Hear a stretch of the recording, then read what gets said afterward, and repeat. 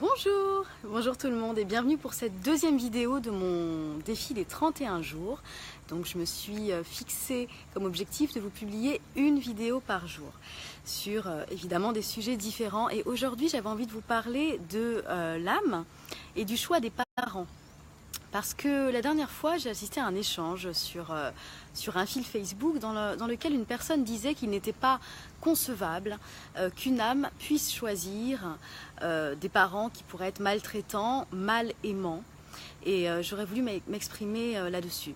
Ce qu'il faut savoir, c'est qu'on a tendance à envisager les choses sous l'œil de la personnalité. Donc pour la personnalité, pour l'ego, il peut être compliqué de se dire qu'à un niveau ou un autre, notre âme aurait fait le choix de la souffrance.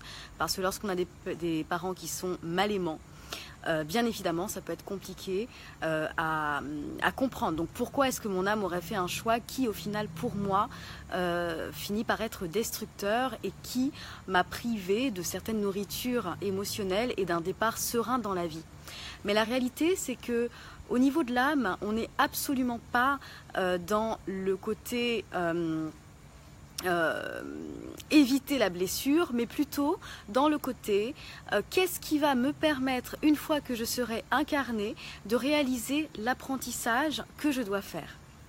Pour exemple, si vous avez des parents on va dire qui vous donnent beaucoup d'amour, qui vous aident à vous développer correctement. Si vous avez une enfance qui est plutôt lisse, qui est plutôt calme, c'est que vous avez une mission de vie qui est plutôt douce, dans laquelle on ne va pas forcément vous demander de développer quelque chose de très important, ou en tout cas peut-être que cette chose que vous devrez développer, ce sera simplement l'amour de soi et communiquer l'amour, voyez.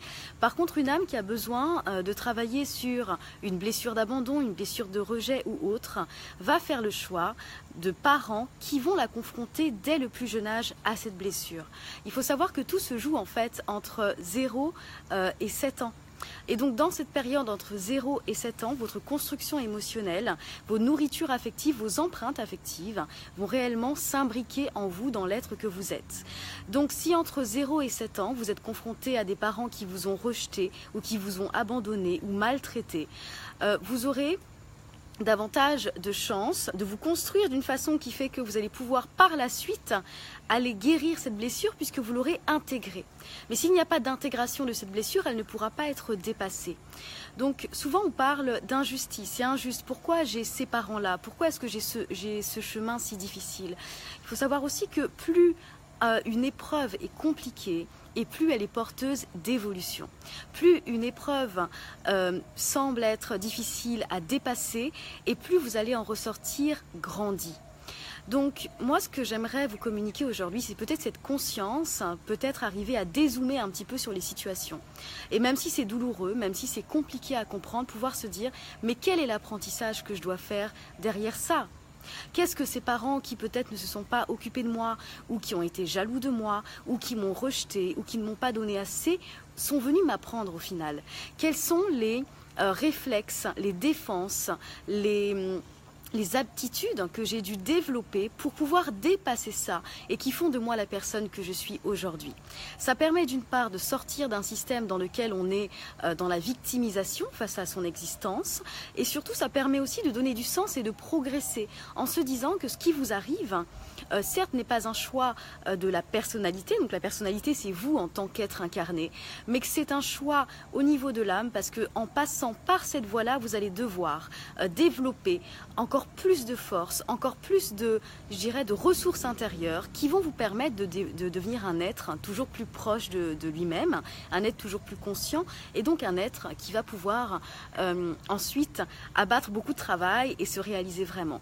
Donc si vous vivez aujourd'hui une situation qui est très difficile, demandez-vous qu'est-ce que je peux apprendre au sein de cette situation? Qu'est-ce qu'elle vient me dire, cette situation? Comment est-ce que je peux la dépasser? Où est-ce que ça me fait mal? Parce que si ça vous fait mal, c'est qu'il y a un aspect de vous qui est en souffrance. Quel est cet aspect en souffrance et qu'est-ce qui vient vous dire? Et comment vous pouvez aller le guérir, voyez? Et quand on a cette conscience-là, on se permet d'avancer beaucoup plus vite, de mieux se comprendre. Et alors je dirais se distancier, alors pas se distancier de l'humain, vous voyez, c'est pas du coup je ne ressens plus rien et tout m'est égal, c'est pas ça, mais c'est plutôt j'accepte ce qui vient à moi parce que je sais que c'est un outil d'évolution et que même si à certains niveaux, mon ego pourrait dire que c'est injuste, que c'est pas normal, etc., je peux aussi faire le choix parce que j'ai cette âme au fond de moi qui a choisi les choses et que c'est pas un hasard. Donc je peux aussi faire le choix de ne pas me placer du côté de la victime et au contraire d'aller tout faire pour dépasser cela. Voyez.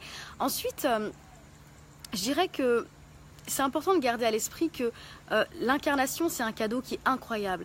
Aussi difficile que soient les épreuves qu'on peut traverser, s'incarner, ressentir des émotions, aimer comme on peut aimer, avoir tous ces contrastes, parce que on est des êtres, on n'est jamais tout blanc ou tout noir. Pour moi, l'être humain est composé d'une multitude de nuances de gris. Et toutes ces nuances de gris nous permettent d'être des êtres uniques.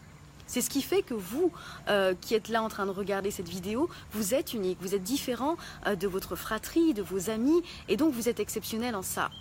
Et on a beaucoup de chance d'être incarné en cette époque-là, cette époque où, vibratoirement, on a tout ce qu'il faut pour pouvoir évoluer beaucoup plus rapidement qu'avant. Auparavant, les problématiques que vous pouvez régler maintenant en une seule incarnation, il aurait fallu plusieurs dizaines d'incarnations pour les régler. Donc c'est vrai que c'est aussi beaucoup plus intense. Et quand on regarde autour de nous, on peut voir qu'il y a beaucoup de personnes qui peuvent se sentir mal, beaucoup de personnes qui peuvent se poser des questions. Pourquoi est-ce que de plus en plus de personnes s'intéressent au développement personnel, même à l'âme, hein. Moi, je suis consciente que ce que je fais aujourd'hui, il y a encore peut-être 50 ans, on m'aurait prise pour une sorcière et encore en arrière, on m'aurait brûlée parce qu'on se serait dit, mais elle est totalement folle à parler d'intuition, d'âme. Mais donc voilà, je me suis incarnée au bon moment. Où il y a des personnes qui sont réceptives à ça et donc je peux communiquer ce message. Donc je pense que avoir cette conscience du fait qu'on a beaucoup de chance de vivre dans cette réalité et que même si c'est difficile, vous avez vraiment la possibilité d'avancer, de surpasser et de vous révéler parce qu'en fait tout est toujours une question de connaissance de soi. Mieux je me connais, mieux je m'accepte, mieux je m'aime et mieux je suis capable de répandre ma lumière au monde qui m'entoure et d'interagir aussi sereinement avec les gens, que ce soit des partenaires amoureux, des amours, le professionnel. Je deviens un être conscient, donc je sais ce qui est bon pour moi, je sais où je dois aller et là ça change tout et là on peut vraiment vivre sa vie très sereinement et en n'étant plus jamais dans une victimisation mais en sachant aussi dire merci. Merci peut-être à ces parents qui ne m'ont pas donné l'amour que j'aurais aimé avoir en tant que personnalité mais qui m'ont fait progresser parce qu'il faut aussi savoir que les âmes qui vous font le plus de mal, donc les personnes qui vous font le plus de mal, ces âmes-là vous aiment le plus. Ce sont souvent des personnes de vos familles d'âmes. Et ce qui va se passer, c'est qu'au moment de la réincarnation, elles vont accepter de vous faire du mal sur le plan terrestre parce qu'elles savent que c'est comme ça que vous allez pouvoir dépasser les choses et évoluer. C'est encore une fois quelque chose que tout le monde ne peut pas entendre, mais c'est ça. C'est ça. Donc aussi prendre du recul, qui ne veut pas dire j'accepte qu'on me mette des claques et je dis rien. Mais avoir peut-être à des moments ce recul de l'âme, cette conscience de l'âme, permet vraiment de se dégager et de se dire il y a la réalité de ce que je vis en tant qu'être humain et qui pourrait m'amener à détester tout le monde et à pleurer, etc. Mais il y a aussi la réalité de ce que je suis au niveau divin. Moi, quand je parle de divinité, c'est au niveau de l'âme. Et donc si je me place uniquement du côté divin, je prends conscience que tout ce que je vis en fait arrive pour une raison. La vie, ce n'est pas un hasard. Les rencontres que vous faites ne sont pas des hasards. Les blessures que vous rencontrez ne sont pas des hasards. Et tout ça vous permet d'aller plus loin, d'avancer, de mieux vous connaître et de mieux vous aimer. Donc bonjour à tous, merci d'avoir regardé cette vidéo. Je vous retrouve bientôt pour la prochaine vidéo. J'espère que ceci vous aura permis de mieux comprendre ce qui peut se jouer au niveau donc des parents, des liens, etc. Et n'hésitez pas, bien entendu, si vous avez des questions, si vous voulez que j'aille plus loin, à me poser ces questions en commentaire pour que je puisse y répondre lors d'une des prochaines vidéos. Je vous souhaite une très belle journée. Au revoir.